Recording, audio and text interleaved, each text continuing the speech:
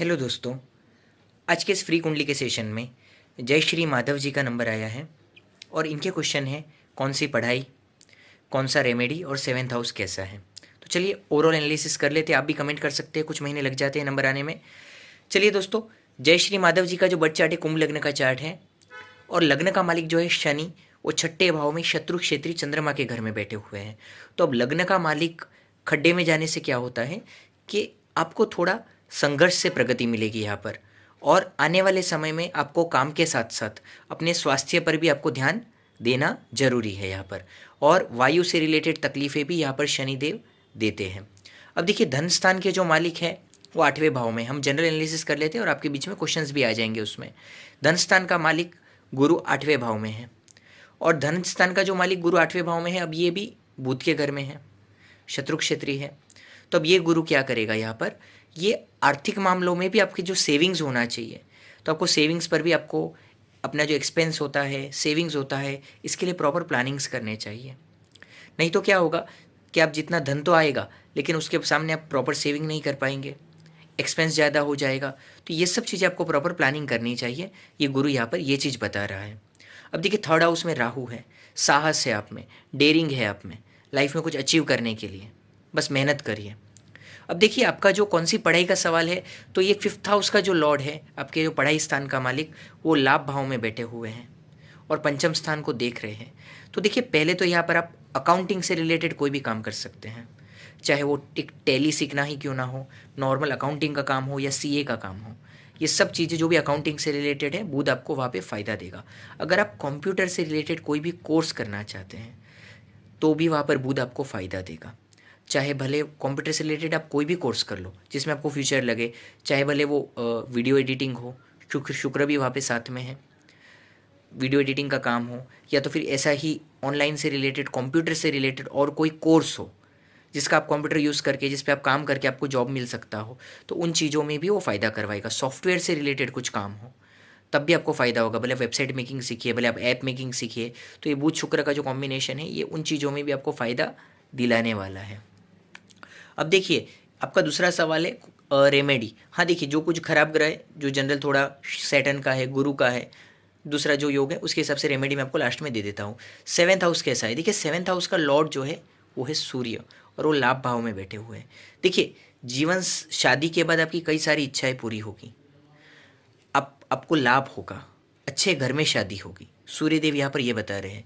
लेकिन लाभ भाव में सूर्यदेव बहुत अच्छा फल देते हैं, यानी जीवन साथी आपकी इच्छाएं पूरी करने वाले होंगे, सुखी समृद्ध घर से होंगे। आप लोग साथ में मिलकर आने वाले समय में जीवन साथी के साथ आप बहुत अच्छी दोनों मिलकर प्रगति कर पाओगे और उससे आपके जीवन में आपके सपने पूरे हो पाएंगे। लेकिन इतना है कि छोटे मोटे मतभेद भी वहाँ पर आएंगे, उसको आपको टैकल करना होगा। छोटे मोटे मतभेद हो, क्योंकि देखिए छठे से छठा भाव होता है, 11वां भाव सप्तमेश वहाँ जाता है, छोटे मोटे मतभेद होते हैं, कोई बड़ी चिंता की बात नहीं होती है, बस समझदारी से हैंडल करना चाहिए, तो आपको इससे बहुत लाभ होगा। देखिए, अब तीसरा आपका सेवन्थ हाउस का भी आपका सवाल ले लिया मैंने। अब रेमेडी की बात, देखिए सैटर्न जिस तरीके से यहाँ पे बैठे हुए, तो आपको कम से कम एक बार 21 शनिवार के व्रत तो करने चाहिए। और दूसरा, जिस तरीके से देवगुरु बृहस्पति बैठे हुए हैं, आपको अगर यहाँ पे आप एक काम करिए, गुरु का बीज मंत्र का डेली पाठ करिए। देखिए, मैं प्रोनाउंसिएशन तो बोल दूंगा यहाँ पर, लेकिन आपको उच्चारण में गलती हो सकती है। गूगल पर इतना ही लिख दो कि गुरु का बीज मंत्र, और अगर आप लोग कमेंट करिए, अगर आप लोग चाहते हैं मैं वीडियो में उसका मंत्र अगर लिख के आप दिखाना चाहें तो मैं वो भी आपको अगली बार से वीडियोज़ में दिखा दूंगा आप लोगों को। देखिए यहाँ पर, और आपका जो है एक राजयोग है मंगल चंद्र का 10th हाउस में, वो है मंगल चंद्र का राजयोग है, नीचभंग राजयोग है, चंद्र का नीचभंग हो रहा है वहाँ पे 10th हाउस में, क्योंकि चंद्र है नीच का और मंगल है स्वग्रही। ऐसा राजयोग हमारे माननीय प्रधानमंत्री नरेंद्र मोदी जी के कुंडली में लग्न भाव में बना हुआ है, 10th हाउस में नहीं है, उनके लग्न भाव में है, वृश्चिक लग्न में। ऐसा है कि ये नीचभंग राजयोग है, मतलब ऐसा इंसान, आप देखिए आपके 10th हाउस में, कैरियर हाउस में, यानी स्ट्रगल तो काफ़ी स्ट्रगल देखेंगे आप, लेकिन उसके बाद प्रगति भी उतनी ही बड़ी होगी। नीचभंग राजयोग में इंसान को स्ट्रगल तो होता है लेकिन प्रगति भी उतनी ही अच्छी होती है। अब देखिए, बुध भी आपका जो है पढ़ाई का मालिक, वो 9th हाउस के मालिक शुक्र के साथ है, यानी पढ़ाई के साथ साथ आप हायर लेवल का जो एजुकेशन है वो भी आप हासिल कर पाएंगे, लेकिन आपको बस इतना ही मेहनत करनी होगी।